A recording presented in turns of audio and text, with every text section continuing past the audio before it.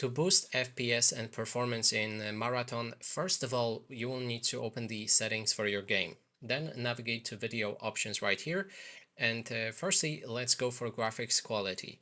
So you should always adjust those settings right here to your PC. If you're having very bad FPS, you can go for low.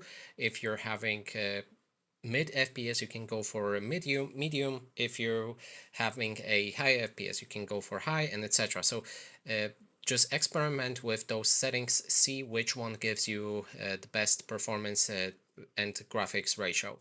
Next thing that is the most important when it comes to FPS is the anti-aliasing and resolution scaling.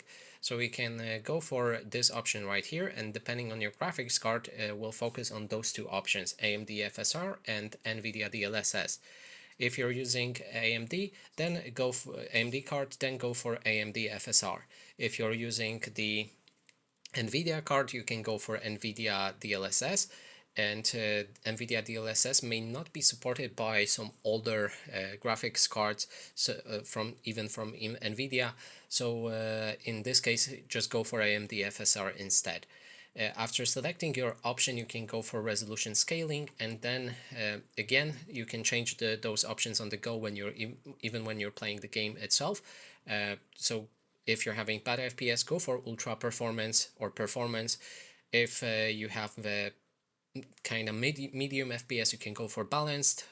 If you want to go for quality, you can go for quality. So experiment with those options as well while playing the game to see which one works best for you. And that is basically everything. Thanks so much for watching.